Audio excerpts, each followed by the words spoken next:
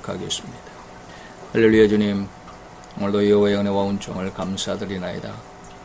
우리에게 주어진 날들, 이 수많고 수많은 날들, 그 시간들 속에 오늘 또한 이렇게 하나님을 예배하며 찬양하며 또 영광을 돌려드릴 수 있는 귀한 시간을 허락하셨사오니 주께 감사함을 드리나이다. 아버지 하나님, 인간은 너무나도 연약하고 부족하고, 그래서 아버지 하나님, 이 모든 것들이 다 죄악 가운데 있음을 능히 알지 못하며 깨닫지 못한 상황 속에서 오로지 자기의 뜻과 생각과 야망과 자기 욕심과 자기 권세를 얻기를 원하는 간절함 속에서 이렇게 하나님을 등지고도 또 너무나도 멀리 떠나버린 그러한 삶을 살아가고 있지 아니하다이까. 하나님, 서로가 서로를 향하여 온전히 사랑으로 더불어 서로 위로하며 수용하며 포용해주는 그러한 삶이 아니라 오히려 상대방을 내 성공의 발판으로 재료로 또 도구로 삼기를 원하며 그러한 상황 속에서 불법도 탈법도 이 법도 결코 마다하지 아니하는 이런 안타깝고 가증스러운 인격의 모습으로 변화되고 말았나이다. 아버지 하나님, 이러한 연약하고 또한 아버지의 세상에서 결코 멸망과 진노와 저주 가운데 떨어질 수밖에 없는 이러한 비참한 삶 속에서 우리를 구원하시기를 원하셨사오니 주님 여호와여, 우리의 눈이 띄어진 바 되기를 원하고 우리의 귀가 열려진 바 되기를 원하고 우리의 마음의 빗장이 깨어지며 주님을 영접해 드릴 수 있는 귀한 심령들이 되고자 이 시간 주님 앞에 나와싸우니 주여, 이 불쌍한 영혼들을, 그 심령들을 주님께서 붙들어 주시고 주의 영광 가운데로 인도하시는 아름답고 귀한 시간이 되게 하시며 저들의 귀의 문이 열려서 주님의 참으로 들을 수 있는 것이 들려지게 나와주옵시고 또한 아버지 참으로 볼 수 있는 것을 볼 수 있는 눈이 되게 도와주옵소서. 참으로 주의 귀한 말씀을 그 심령 가운데 담아 주의 영광을 향한 아름답고 귀한 심령들로 변화받을 수 있는, 그래서 성숙하여 주님 앞에 아름답고 귀한 많은 열매들 주시해 드릴 수 있을 만큼 귀한 심령들로 주님 삼아 육사하여 주옵시기를 원합니다. 오늘도 주님의 사랑이 우리 가운데 함께하게 하셨사오니 아버지의 주의 사랑이 우리 가운데 함께 하셨으므로 말미암아 오늘 이 시간 주의 말씀을 듣는 우리들이 진정 하나님 앞에 온전한 모습으로 참으로 주의 귀한 진리와 그 깊은 의도와 의미를 깨닫는 시간이 되게 하셔서 하나님 앞에 더 아름답고 귀한 모습으로 성숙해가며 성장해가는 이 한 시간이 될 수 있도록 주님 축복하여 주시옵소서. 오늘도 주님의 사랑이 이 시간 가운데에 함께 하신 줄로 믿고 우리가 진정 주님의 영광 앞에 또한 아버지 하나님의 귀한 은혜와 은총 가운데 있음을 기뻐하며 찬양하는 시간이 되게 하여 주실 줄로 믿고 예수 그리스도의 이름으로 감사와 기도드렸사옵나이다. 아멘.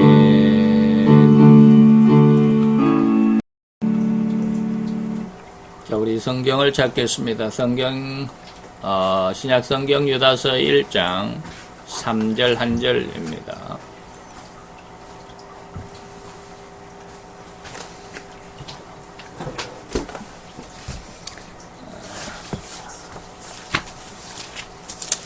유다서 1장 3절 우리 다같이 한 절을 봉독하도록 하겠습니다. 사랑하는 자들아, 내가 우리의 일반으로 얻은 구원을 들어 너희에게 편지하려는 뜻이 간절하던 차에 성도에게 단번에 주신 믿음의 도를 위하여 힘써 싸우라는 편지로 너희를 권하여야 할 필요를 느꼈노니. 아멘. 자, 우리는 지난 시간 17강에서 불사죄에 대해서 잘 알아봤다고 생각을 합니다. 그래서 그 불사죄는 뭐냐? 안 입을 자 사죄 받을 사자입니다. 그래서 용서받지 못하는 이 말이죠. 용서함이 없는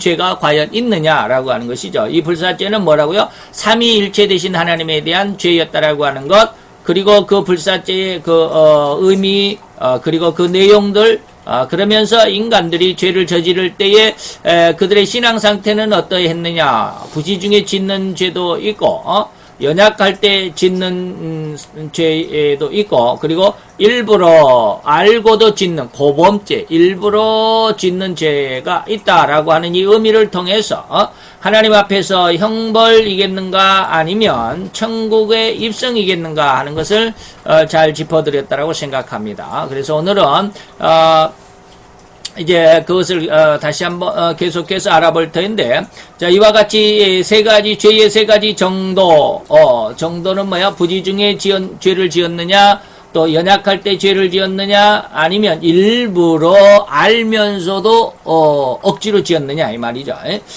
이러한 것을 다시 말하거니와 부지 중에 짓는 죄는 깨닫는 즉시, 다시 말해서 내가 부지 중에 죄를 지었다라고 하는 말은 뭐예요?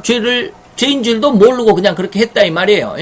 이거는 죄가 전혀 아니다라고 생각을 하고 그렇게 죄를 그 행동을 했는데 어느 순간에 보니까 하나님의 은혜를 받고 보니까 그것이 죄였다라고 하는 것이죠. 이렇게 깨닫는 즉시 회개가 되어진다라고 하는 것입니다. 그래서 제가 가끔 그런 말씀을 했습니다. 우리가 주일날 예배, 오전 예배를 드리고 나서 오후 예배를 드리는 시간까지 한 2-3시간 정도 점심을 나눠 먹고 2-3시간 정도 시간이 있으면 그 시간에 나가서 우리 전도합시다 라고 했던 그래서 열심히 전도하고 돌아온 그 전도의 모습, 이것이 죄였다라고 하는 것을 말씀을 드렸죠. 많은, 거의 대부분 99%는 이 말씀에 절대로 수긍하지 않겠죠. 그게 뭐가 죄가 됐느냐, 하나님의 영광을 위해서 하는 건데 근데 그것이 죄인 줄로 깨달아지더라라는 거예요. 처음에는 그것이 뭐요? 하나님 앞에 충성인 줄로만 생각하잖아요. 전도하는 거 정말로 하나님의 뜻이니까 땅끝까지 가서 내 증인이 되라고 많은 모든 족속들로 내 제자를 삼으라고 했으니까 그 말씀대로 우리는 이렇게 좀 시간 나더라도 시간 날 때마다 평상시 주중에는 직장 생활을 하느라고 잘 시간을 낼 수가 없으니까 주일날 오전 시간과 오후 시간 그 사이에 잠깐이지만 그래도 하나님의 그 복음을 전하고 싶은 그 간절한 마음 속에 전도를 하고 복음을 전했는데 그게 왜 죄가 됐느냐라고 하는 것이죠. 잘 몰라요. 처음에는 그게 하나님 앞에 충성이고 헌신인 줄로만 알지 그게 죄라는 것을 절대로 모릅니다. 그런데 이것을 하나님께서 죄였다라고 하는 것을 깨닫게 하실 때가 있습니다. 그게 죄였다. 왜 죄였습니까? 처음에는 절대로 그것이 하나님 앞에 충성이고 헌신이었다라고 생각했기 때문에 하나님께서 이것이 죄다라고 지적을 했음에도 불구하고 죄인 줄을 모릅니다. 그래서 하나님 앞에 반문을 합니다. 반항이 아니라 반문을 하게 되죠. 왜 죄입니까? 그것이 왜 죄입니까? 왜 잘못됐습니까? 하나님 앞에 충성한 것이 아닙니까? 근데 하나님은 그 모든 것의 내면을 알게 하십니다. 이렇게 전도한 것은 누구를 위해서 한 것이냐? 하나님의 영광을 위해서, 오로지 복음의 확장을 위해서, 하나님의 나라를 위해서 네가 했느냐, 아니면 네가 네 자신의 영광을 위해서 했느냐. 나 오늘 이렇게 전도했습니다라는 그런 뿌듯한 감정을 갖기 위해서, 나도 하나님 앞에 전도에 앞장섰다라고 하는 어떤 그런 의식, 그래서 나 자신을 위안하는, 위안부가 아니라 위안하는 그러한 마음을 갖기 위해서 네가 전도하지는 않았느냐. 거의 대부분은 하나님의 영광을 위해서, 정말로 하나님의 복음만을 위해서 하는 사람들은 거의 드뭅니다. 정말 찾아보기 힘듭니다. 전부 다 자기들의 어떤 위안을 위해서 하는 경우가 거의 대부분입니다. 그래서 내가 이렇게 전도했습니다. 또 전도하고 오면은 또 교회에서 이렇게 또 상급도 주고 그러니까 그런 것들 때문에 하기도 하고 말이죠. 그렇습니다. 바로 이런 것을, 그러한 인간의 마음을 하나님께서 깨닫게 하십니다. 그럴 때 바로 회개가 되어집니다. 깨닫게 하실 때. 또 알고도 약하여 지은 죄는 오랜 후에 신앙이 성장하고 내가 예전에 믿음이 없을 때 그것을 참 안 해야 되는데 하고 많은 그런 경우가 있죠. 쉽게 말하면 저도 이제 신학교 다닐 때도 담배를 그때까지 피웠습니다. 물론 많이 피지는 않았지만 결혼하기 전에는 물론 하루에 한 갑씩 피웠지만 신앙을 가지고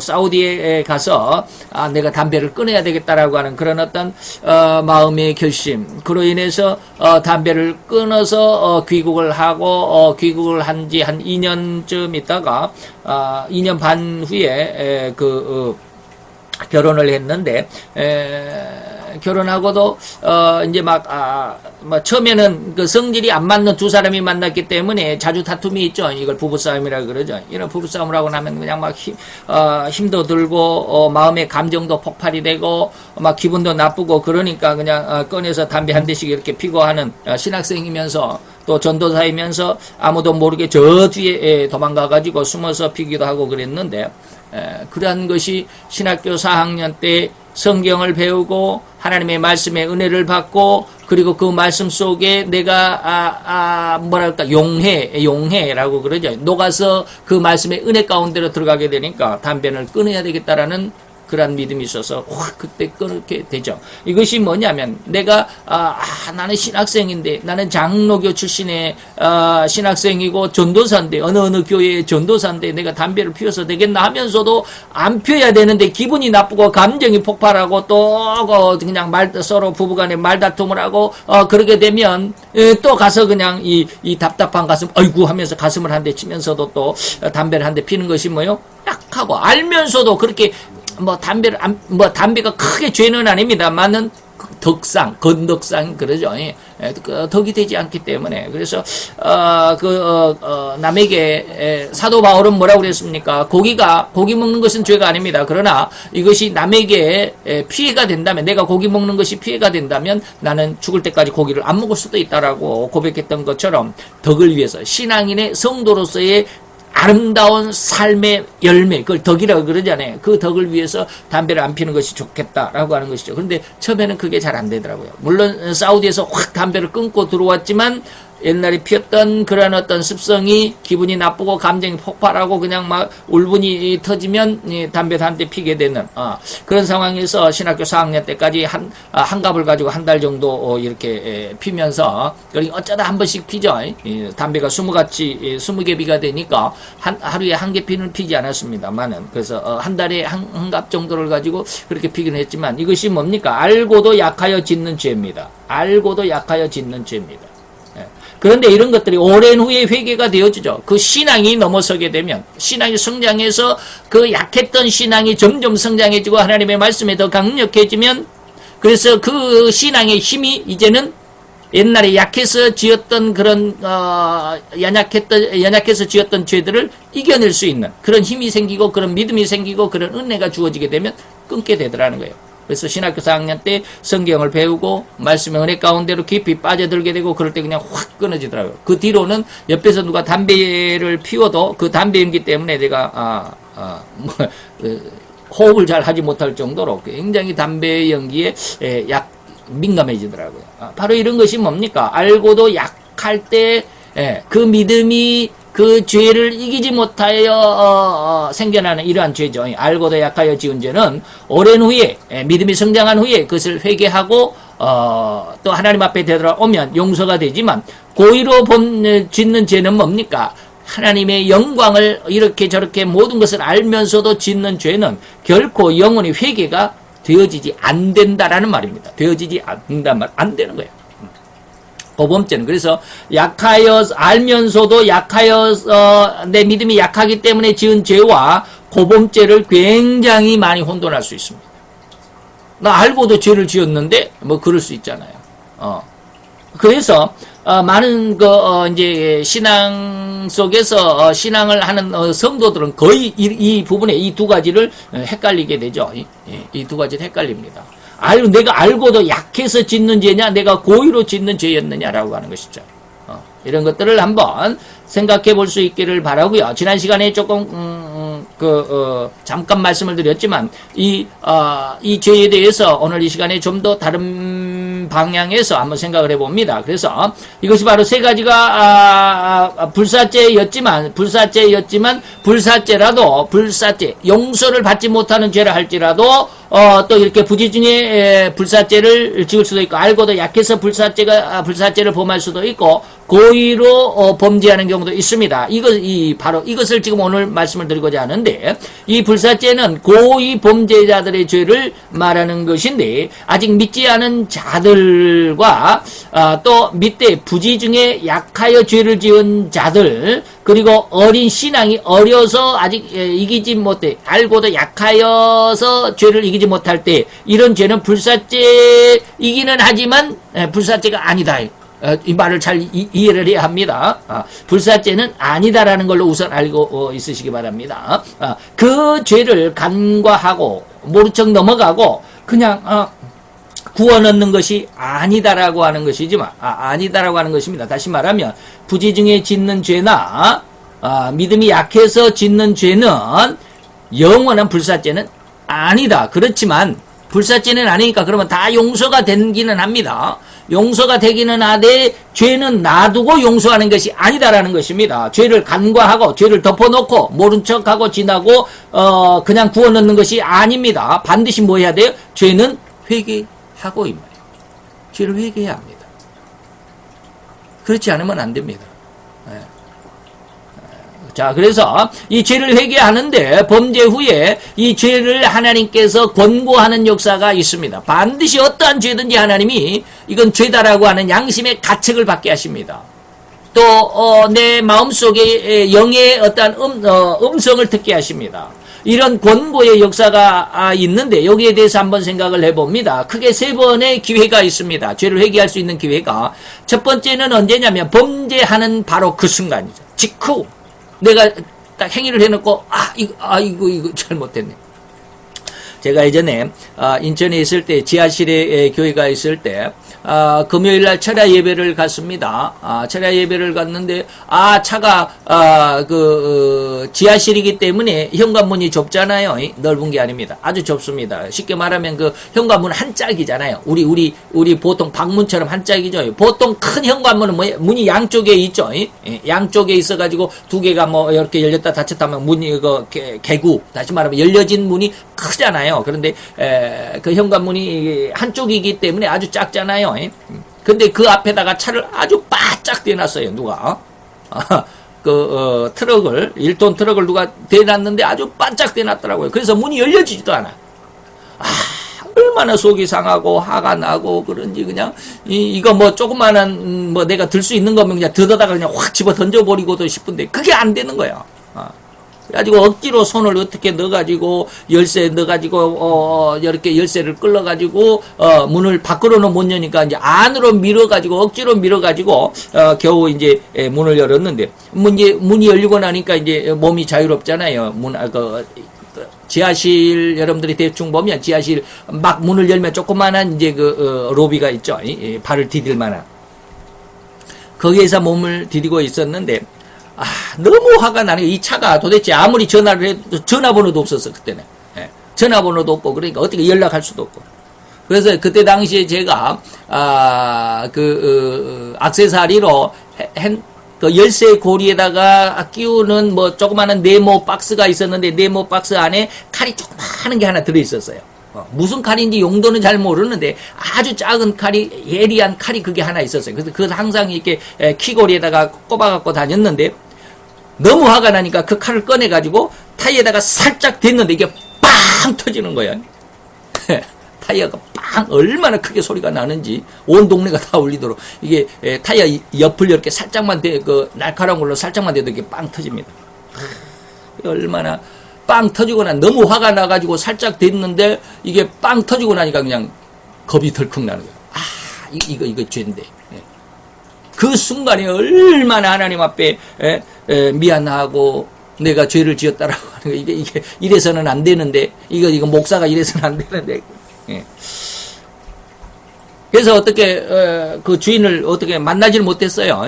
그래서 1톤 트럭이 바퀴 뒷바퀴가 2개가 달려 있었기 때문에 앞뒤로 2개가 있었기 때문에 뭐 무사히 갔는지 모르겠어요. 그래서 예배를 드리는 동안에 그 차가 예배 끝나고 이제 이렇게 나와 보니까 없어졌더라고요. 그래서 어디 뭐 찾아볼 데도 없고 누군지도 모르고 전화번호도 없었기 때문에 그래서 너무너무 괴롭더라고요.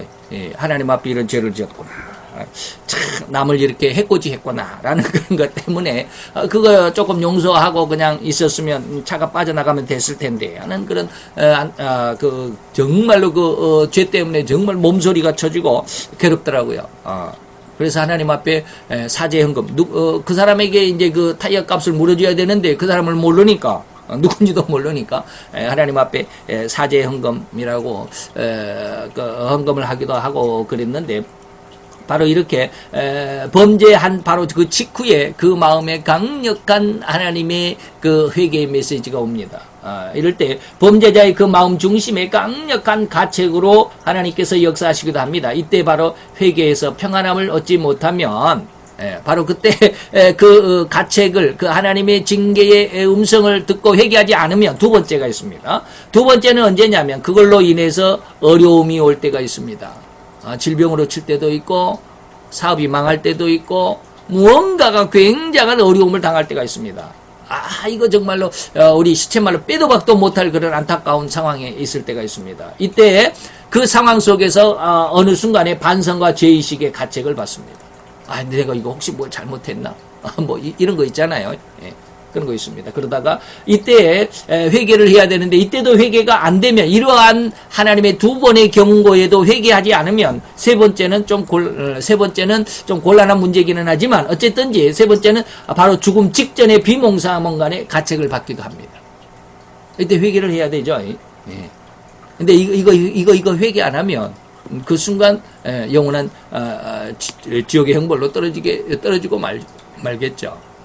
그래서 이와 같이 첫 번 회개한 사람은 두 번째와 세 번째는 아무 가책이 없죠. 그 다음에 회개를 했기 때문에 제가 아까 이제 타이어 빵꾸를 냈다라고 하는 것을 가지고 제가 말씀을 드렸지만 지금은 제 마음속에는 가책이 없어요. 왜? 하나님 앞에 제가 할 수 있는 대로 다 했기 때문에 더 이상 제가 할 수 있는 방법이 없었기 때문에 두 번째나 세 번째의 어떤 그렇다고 해서 제가 회개하고 하나님 앞에 회개 헌금을 사죄 헌금을 드리고 그랬다 그래서 다음에는 전혀 기억도 없느냐? 그렇지 않아요. 생각은 나잖아요. 그래서 생각이 나고 기억이 되기 때문에 여러분들에게 지금 말씀을 드리잖아요. 그러나 이러한 두 번째 세 번째의 가책, 다시 말하면 하나님의 징계나 회개하라고 하는 하나님의 그런 가책은 없다라는 거죠.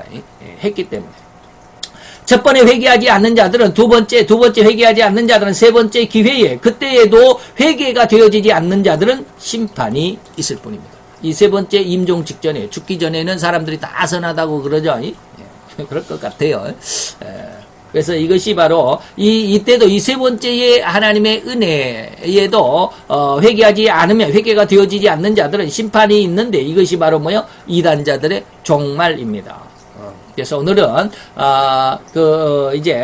이러한 죄악에 대해서 한번 이제 이런 세 가지 하나님의 공고가 세 가지의 죄가 있다라고 하는 것 말씀을 드렸고 그 중에서도 고범죄에서는 하나님께서 고범죄이지만 고범죄가 아니죠.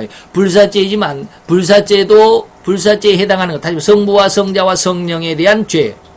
쉽게 말하면 우리가 어렸을 때는, 저도 예수를 믿지, 25살 때 예수를 믿었기 때문에 어렸을 때는 예수를 믿지 않고, 그러다가 어렸을 때는 무슨 얘기를 하느냐면,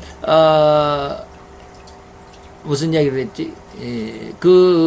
비가 오다가 갑자기 날씨가, 그냥 맑아지면 확 개면, 호랑이 장가간다, 그런 이야기도 하고 그랬어요. 오늘 호랑이 장가가는 날인가 본데? 이런 어떤, 이상한 동화 같은 이야기도 하고 그랬는데, 그 중에 제가 지금은 기억은 안 나는데, 어렸을 때는 그런, 하나님을, 이런, 있어요. 제가 예수를 믿기 25살 때 예수를 믿었기 때문에 고등학교 때는 예수를 안 믿었겠죠. 그런데 시험 기간이 되면 친구들이 거의가 독서실을 찾아갑니다. 도서관을 찾아갑니다. 그래서 도서관에서 열심히 공부를 하는데 예수 믿는 친구들은 주일날 교회를 갔다 오잖아요. 교회를 갔다 오면 12시에 끝나면 1시 안에는 오겠지만 그 시간에는 자리가 없어요. 도서관에. 시험 기간이기 때문에. 그러면 이제 예수 믿는 애들은 교회를 갔다 왔기 때문에 자리를 못 찾고 그 복도에서 서성거립니다. 복도에 앉아서 공부를 한다거나 서성거리다가 나중에 누가 하나 나가면 잽싸게 거기 가서 또 앉아서 하곤 하는데 그때 그 친구들을 제가 많이 놀렸죠. 그래서 많이 놀렸습니다. 그럴 때 이제 그런 말을 그렇게 해요. 이게 뭐냐면 이제 알지 못하고 짓는 죄다라고 하는 것을 말씀을 드리는 것인데, 야 너 뭐 하고 왔냐? 교회 갔다 왔다 그래요. 야 교회 가면 뭐라고 기도했냐?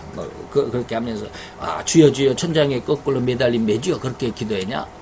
복을 주시려면 양복을 주시고 벌을 주시려면 꿀벌을 주시옵소서. 그렇게 기도했냐? 그렇게 신이여 다 떨어진 고무신이여 그렇게 기도했냐? 그렇게 믿는 친구들을 그렇게 놀리던 그런 일도 있습니다.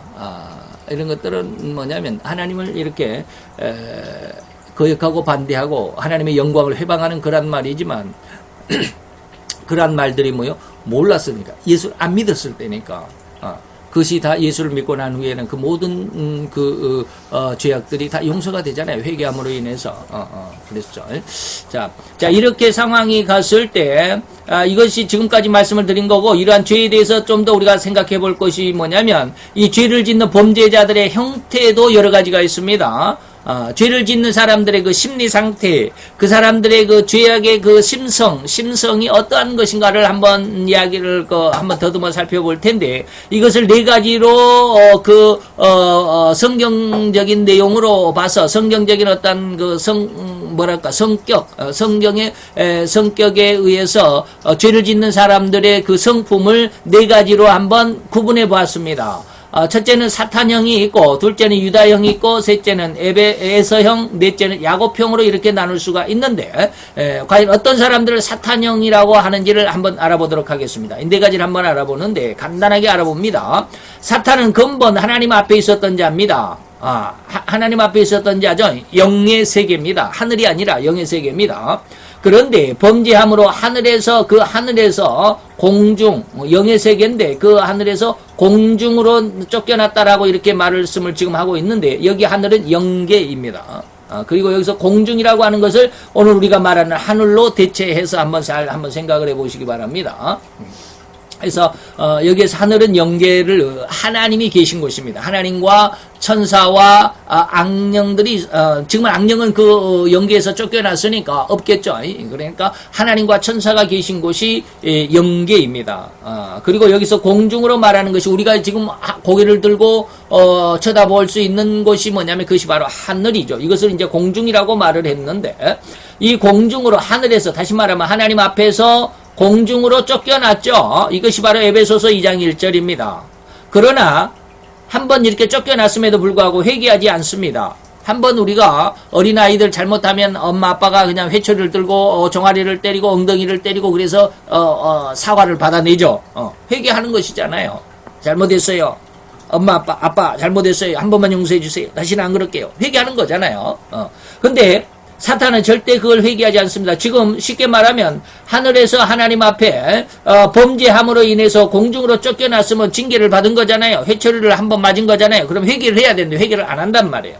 회개를 못 한다 이거죠. 성품상 회개를 사단의 사전에는 결코 회개란 단어가 없습니다. 그리고 하나님을 또 거슬립니다. 하나님을 거역하고 반대한다 이 말입니다. 그래서 이 공중에서 다시 어디로? 땅으로 쫓겨납니다. 이것이 계시록 12장입니다. 12장 17절. 그 다음에 이 땅에서도 회개하지 않습니다.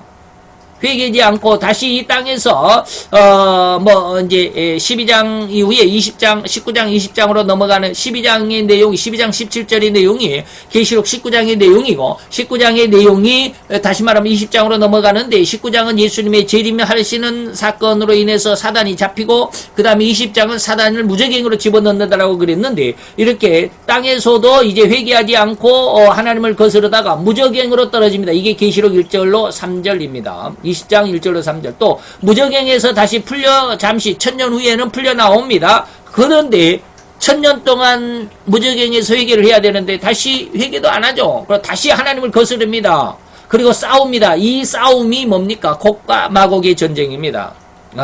여기 계시록 20장 1절로 3절의 전쟁은 뭐냐면 이걸 전쟁이라고 하지 않고 이제 19장에 있는 말인데 계시록 19장과 20장 1절로 3절까지 전쟁을 우리는 이것을 아마겟돈 전쟁이라고 그러고 제3차 전쟁이라고 그러고 그리고 이것이 짐승과 음녀의 전쟁이다라고 이렇게 말을 하는데 물론 그 17장 18장에 있는 이야기지만 17, 18, 19장이 계속해서 연이어지면서 20장까지 와서 다시 말하면 17장 18장 17장, 18장, 19장까지가 뭐냐면 음녀와 짐승의 싸움이 이것이 바로 음녀와 짐승의 싸움이 무슨 싸움이에요? 제3차 전쟁입니다.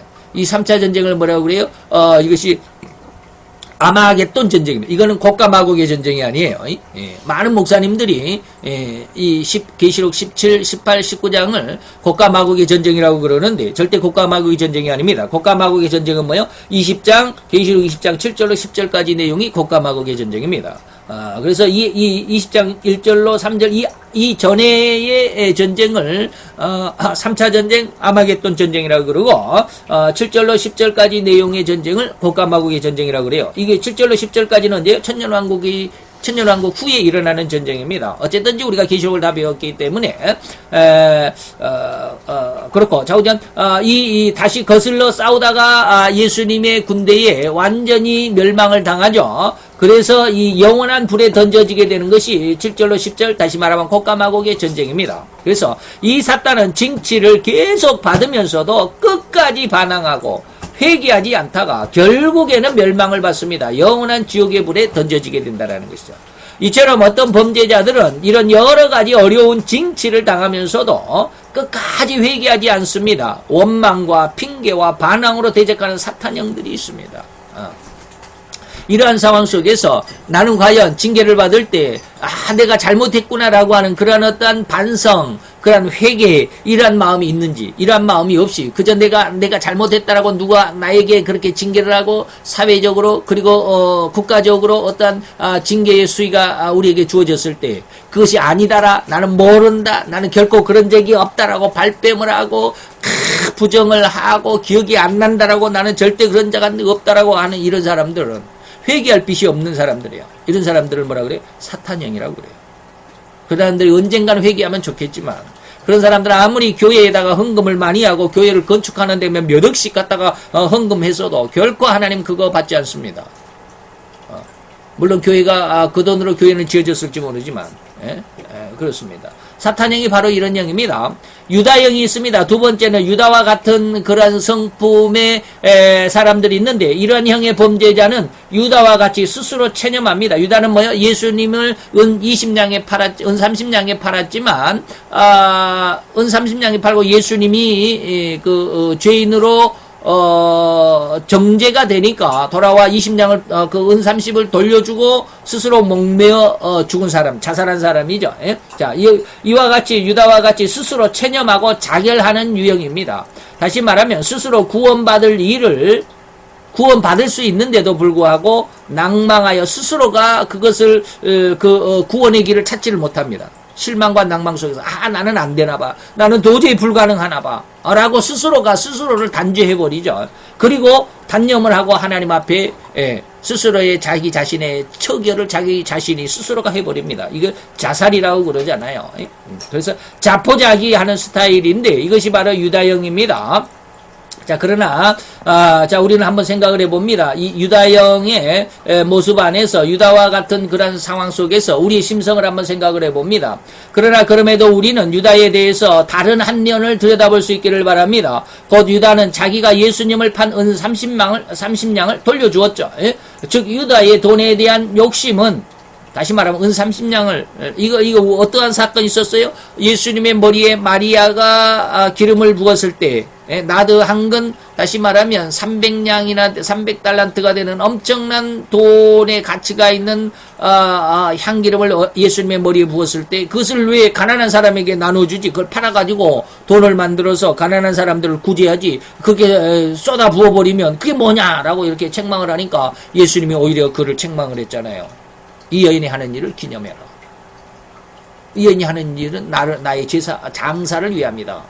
이 여인을 책망하지 말라라고 이렇게 이야기를 하잖아요. 그래서 아마 이때 유다의 마음에 서운함이 있었을지도 모릅니다. 그래서 아마도 그는 예수님을 너무도 잘 알고 있었다라고 할 수 있을 것입니다. 왜 예수님을 너무도 잘 알고 있었을까? 자, 한번 들어보십시다. 자, 예수님은 결코 죄가 없다라는 것을 유다는 알았습니다. 자, 어떠한 마음이냐면 내가 제사장에게 넘길지라도 나는 은 30냥을 받고 제사장에 넘겨줄지라도 예수님은 분명히 무죄 석방이 될 줄로 계산을 했습니다. 왜? 예수님은 죄가 없는 것이 너무나도 확실하게 자기가 알고 있기 때문에 나는 은 30냥 받고 예수님은 그냥 무죄로 석방이 될 것이다 라고 하는 것이죠. 이런 두 가지 계산 안에서 그가 예수님을 은 30의 제사장들에게 팔았는데 그의 계산과는 달리 예수님께서 유죄로 확정이 되고 나니까 유다는 후회했습니다. 그리고 그 돈을 되돌려 주었습니다. 이게 마태복음 27장 3절인데 유다가 그의 정죄됨을 보고라고 그랬습니다. 정죄가 안 될 줄 알았어요. 유죄가 아닐 줄 알았어요. 무죄가 될 줄 알았어요.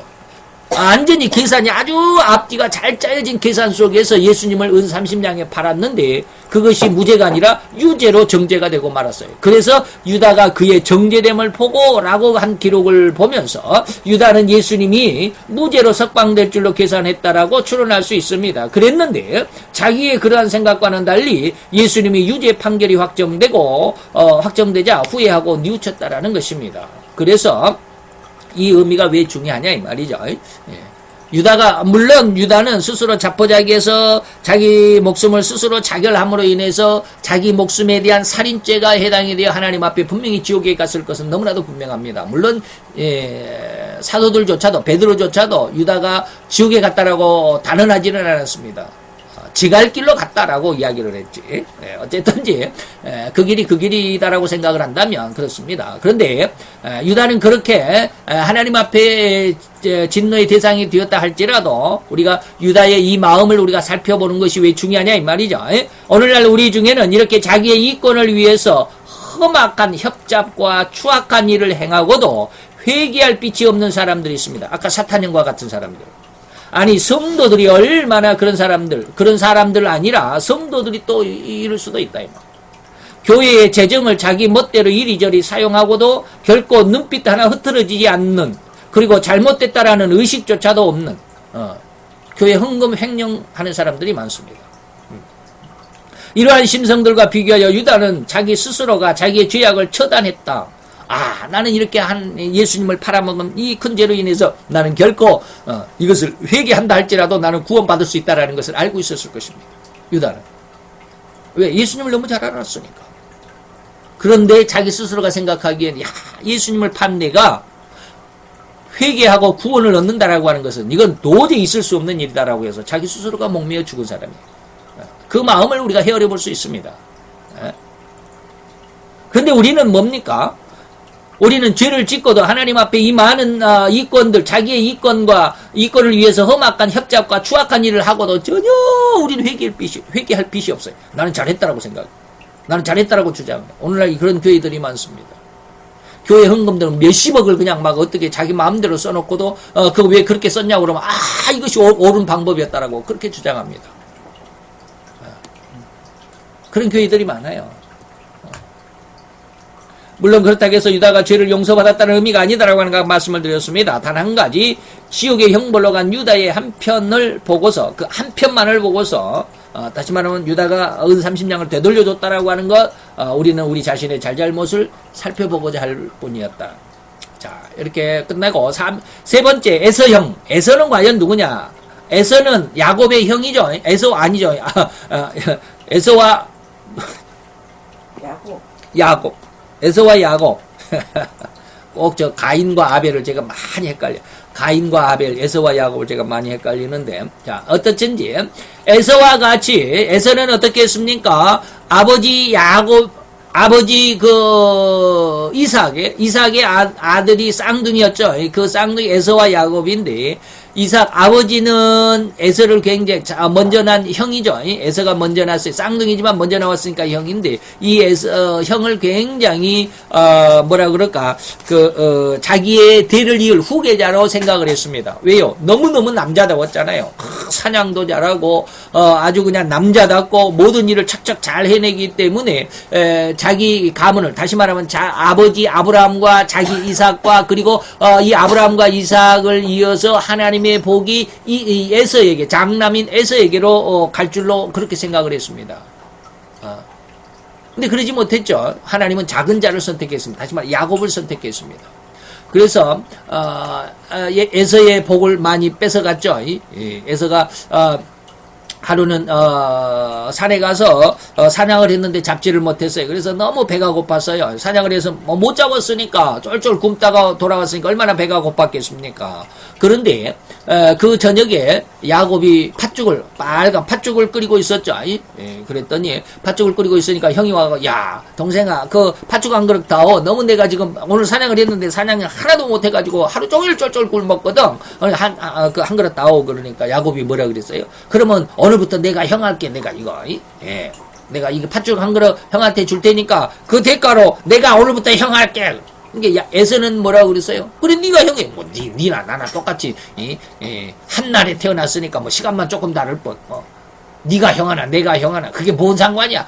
형에 대한 형이라고 장자라고 하는 그 장자라고 하는 의미가 무엇인 줄을 몰랐어. 에서는 네가 형해. 단지 뭐 몇 분 차이니까 네가 형 하나 내가 형 하나 뭐 아무 상관이 없을 거야라고 생각을 했어요. 예수의 축복이 하나님을 믿는 축복이 기도하는 자의 기도에 응답을 받는 그 축복이 얼마나 귀하다라고 하는 것인 줄 모르는 사람들이 태반입니다. 오늘 예수를 믿는 사람들 중에 에서와 같은 사람들이 너무 많아요. 하나님 앞에 기도해라. 기도하면 뭐 예수를 잘 믿어라. 주일날 예배를 꼭 잘 드려라. 예배 드리면 뭐해. 예배 드리나 마나 뭐 1시간 앉았다 오는 것인데 뭐 그렇게 생각하는 사람들이 너무너무 많아요. 그래서 예배 드릴 때 신령과 진정으로 예배 드리지 못하는 그런 상황이 많죠.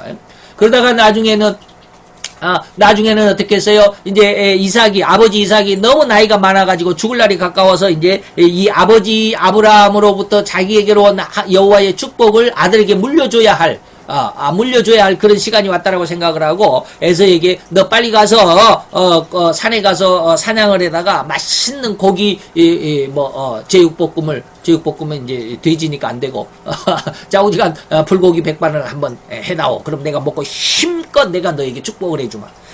그런 에서에게만 이렇게 이야기했는데 부엌에 있던 엄마 리브가가 그 이야기를 들었어요. 근데 리브가는 누구를 더 사랑했어요? 야곱을 더 사랑했어요. 왜 더 사랑했을까? 하나님의 약속이 있었기 때문에 그래요. 그 이야기까지 하면 또 시간이 가니까 어쨌든 이 야곱에게 빨리 네가 형을 대신해. 지금 에서는 사냥을 하러 산에 갔고 사냥을 할 시간 그리고 되돌아올 시간이 있으니까 그 시간에 내가 빨리 네가 기르고 있는 양 중에서 제일 그 아주 건강한 흠집이 없는 걸로 깨끗한 걸로 어린 양으로 하나 잡아와라. 그러면 내가 그 요리해가지고 아빠한테 줄 테니까 네가 너에게 줄 테니까 네가 빨리 아빠에게 가가지고 네가 에서인 척하고 형인 척하고 네가 아빠의 축복을 받아와라 라고 그랬죠. 그래가지고 그렇게 했습니다. 그래가지고 이삭은 이제 야곱이 에서로 변장한 눈이 늙어가지고 눈이 잘 안 보이니까 이삭으로 변장한 야곱으로 에서로 변장한 줄도 모르고 먹고 맛있게 먹고 부인이 요리를 했으니까 얼마나 그 남편 이삭의 입맛에 맞았겠습니까? 평생을 살았는데 그래서 너무 맛있게 먹고 있는 힘껏 야곱에게 모든 여호와의 축복을 다 빌어줬습니다. 그리고 나서 이제 한참 시간이 지나고 나서 에서가 드디어 사냥을 해갖고 사냥을 해와서 이제 다 요리를 해가지고 아버지에게 딱 왔습니다. 아버지 제가 이렇게 사냥을 해가지고 노루를 잡아가지고 이렇게 맛있는 노루 볶음을 해왔습니다. 아버지 드시고 마음껏 저에게 축복해 주세요. 그러니까 아버지가 깜짝 놀리잖아요. 아까 내가 너는 누구냐? 아까 내가 에서에게 내가 다 했는데 그러니까 에서가 화가 났잖아요. 그 녀석 분명히 야곱이 나를 대신해서 아버지를 속이고 내 모든 축복을 대신 받아갔나 봐요. 나에게도 축복해 주세요라고 그랬는데 야곱이 뭐라고 그랬어요? 이미 모든 축복은 야곱에게 다 주었기 때문에 너에게 줄 축복이 없어.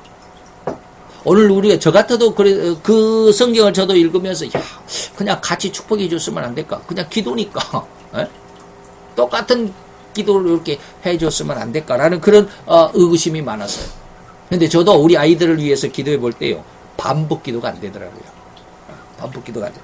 큰아들에게는 큰아들에게 대한 기도문이 쭉 나오고요. 작은아들은 작은아들에게 대한 막내는 막내에게 대한 기도문이 전혀 달라요. 그냥 그렇게 기도를 해요. 이게 반복이 안 되더라고요. 요즘에 느끼는 게 그래요. 이게 반복이 안 되는구나. 이 큰아들에게 복을 작은아들에게 줄 수는 없어요. 기도의 내용이. 이게 큰아들은 큰아들대로 작은아들은 작은아들대로의 기도를 하는 거예요. 이게 반복이 안 되더라고요. 어쨌든지 에서가 그러한 아버지의 말을 들어보니까 너무 화가 나는 거예요. 지난번에는 내 장자권을 뺏어가 팥죽 한 그릇에 장자권을 뺏어가더니 이번에는 아버지의 모든 축복을 다 뺏어갔어. 내가 이게 죽일 거야 라고 했죠. 그래서 야곱이 외삼촌 집으로 21년 동안 도망가는 그런 사건이 있었는데 이때 에서가 뭐예요? 눈물로 강구해 봅니다. 아버지 나에게 제발 축복해 주세요. 축복해 주세요. 그렇지만 이미 이삭은 뭐예요? 너에게 줄 축복은 이미 다 야곱에게 갔기 때문에 너에게 줄 축복이 없어. 눈물로 또 강구합니다. 그래도 들어줄 게 없죠. 성경에 보면 나중에 이 축복이 아니라 저주가 되어버리고 말입니다. 하도 기도해달라고 그러니까 기도를 해주긴 합니다. 이삭이. 아버지 이삭이 기도를 해주는데, 너는 뭐 땅에서 뜨고, 너는 그렇게 쉽게 말해. 너는 유리방황한 자가 되고, 너는 뭐 동생을 섬기는 자가 되고, 뭐 이러한 축복이 아닌 저주가 그에게 내려집니다. 나중에 이제 성경을 여러분들이 한번 찾아서 읽어보세요. 다시 말하면 여기서 눈물로 간구했지만 이미 그는 하나님 앞에 버림바가 되어 고칠 기회를 얻지, 다시 말하면 회개할 기회를 얻지 못했다라고 하는 것입니다. 다시 말하면 히브리서 12장 16절 17절의 내용인데 복을 얻지 못했다라고 그럽니다. 그러니까 이것이 무슨 뜻이냐면, 성도가 하나님 앞에 죄를 짓고 그 죄가 너무나도 잘못된 것인 줄 알아서 다 눈물로 회개합니다. 하나님 이것이 잘못됐습니다. 이거 정말로 내가 다시는 안 그러겠습니다라고 회개했지만 용서가 안 되는 거예요. 다시 말하면 또 그 죄를 짓고 또 회개하고 또 그 죄를 짓고 또 회개했다가 또 그 죄를 짓고 계속 반복되는 이러한 모습이 뭐예요? 에서형의 범죄입니다. 회개를 해도 회개가 안 되어집니다. 희한하죠. 우리나라의 뭐 다른 나라는 잘 모르겠지만 우리나라의 성도들의 거의 대부분이 여기에 속합니다. 에서형에 속합니다. 상당수가 여기에 속한다라고 말할 수 있습니다. 굉장히 불행합니다. 회개를 했다라고 하는데 또 그 죄를 범죄합니다.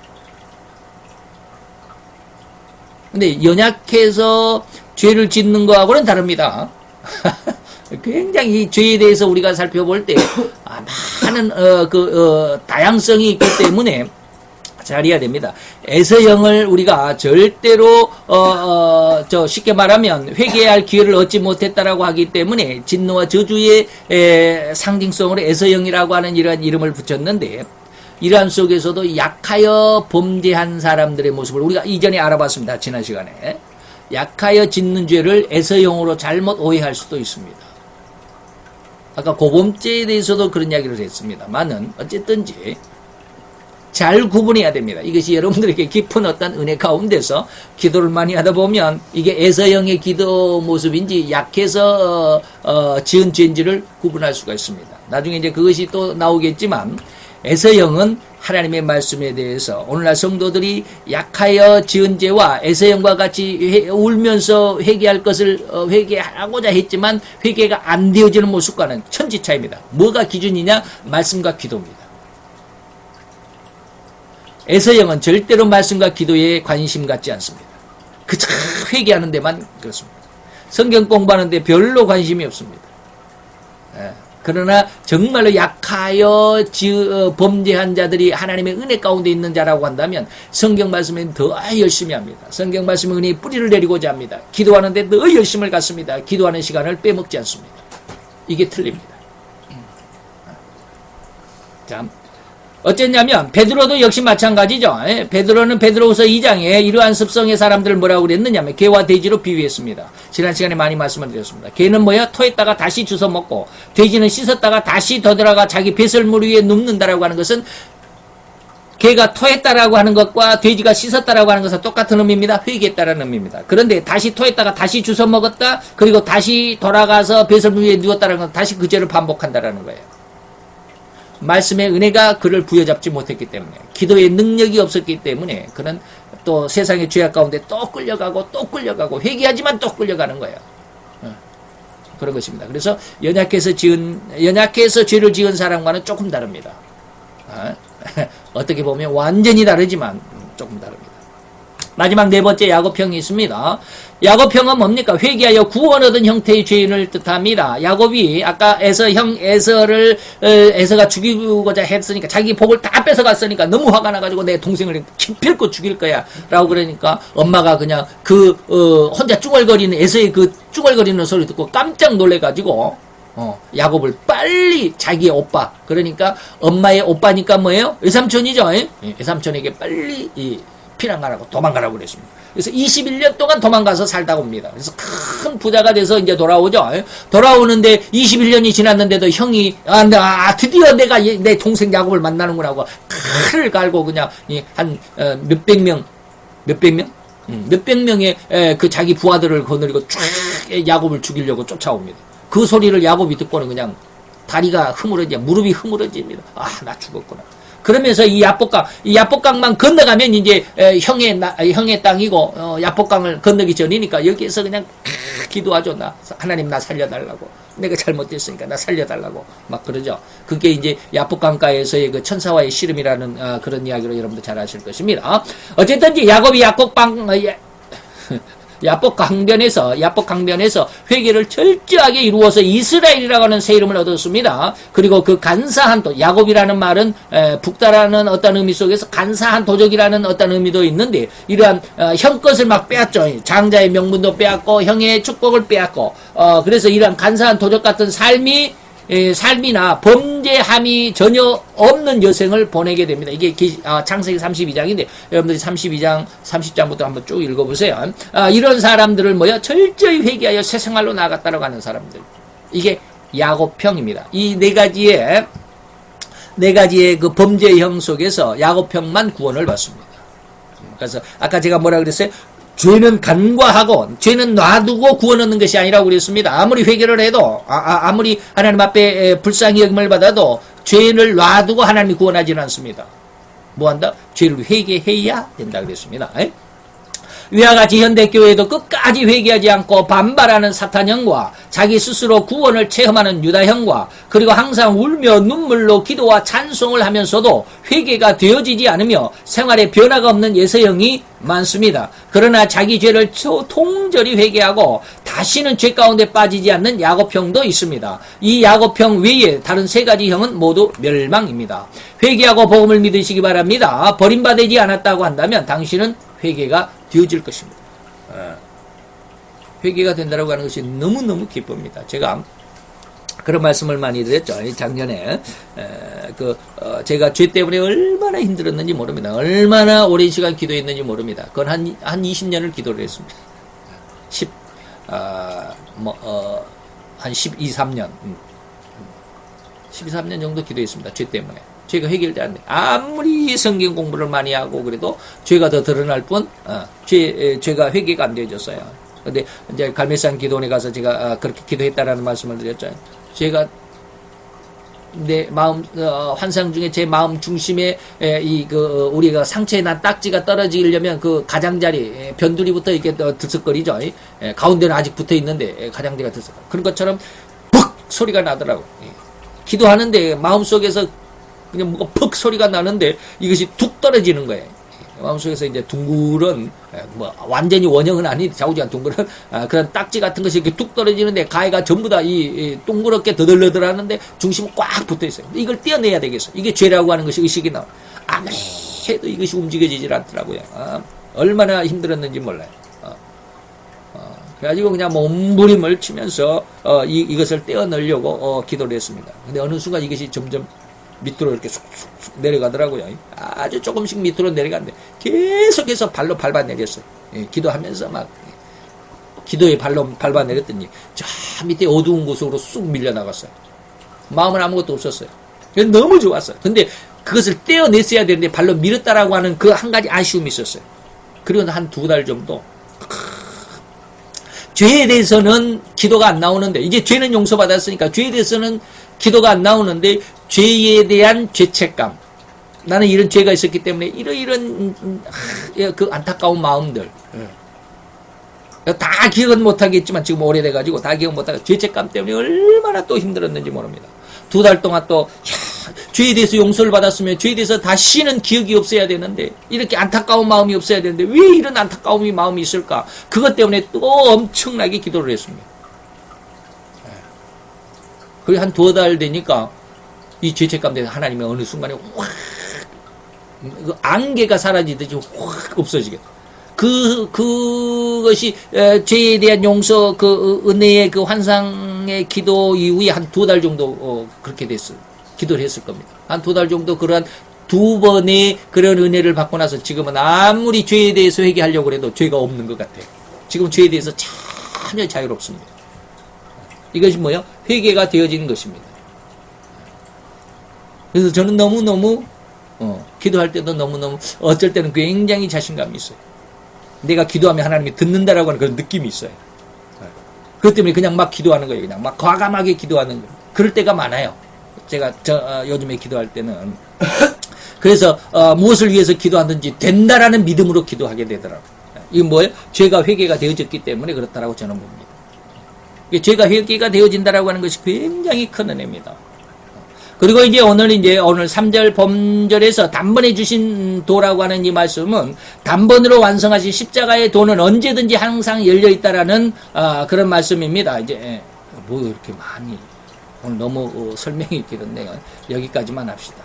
단번에 주신 믿음의 도는 다음 시간에 한번 하기로 하고요. 어쨌든지 오늘은 이 죄에 대한 그 모습 내용 안에서 우리가 지난 시간에는 죄를 세 가지로 그리고 오늘은 그 죄를 하나님께서 권고하실 때 회개를 권고하실 때 세 번의 기회가 있다라고 하는 것과 죄를 짓는 인간의 습성을 네 가지로 구분해 봤다라고 하는 것을 잘 한번 생각을 하시고 하나님 앞에서 내 마음 속에 하나님의 말씀의 은혜 가운데 있기를 원할 때 하나님께서 성경을 사랑하는 말씀을 사랑하는 은혜를 그리고 기도할 수 있는 은혜를 달라고 많이 기도하시기 바랍니다. 그 은혜 안에 있을 때 여러분들의 신앙은 점점 성장하는 아름다운 모습을 보이게 될 것이라고 하는 것을 결코 가감없이 또 숨김없이 그렇게 미혹하는 그런 말이 아니라 진짜라고 하는 것을 말씀을 드리고 싶습니다. 기도합시다. 할렐루야. 주님 여호와여, 주께 감사를 드리나이다. 주의 영광 앞에 아름답고 귀한 은혜의 이 시간을 통하여 주의 영광 앞에 있는 사랑하는 귀한 자들을 위해 주는 축복하시고 주로 말미암아 더 아름답고 귀한 신앙으로 성장해 갈 수 있는 귀한 믿음의 자녀들로 성장케 하여 주옵소서.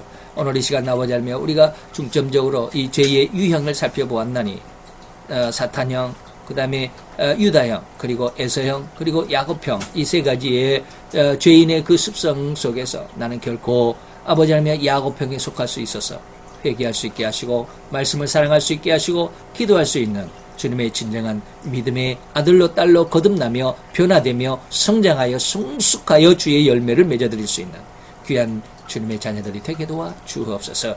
예수 그리스도의 이름으로 감사와 기도드려 싸움나이다.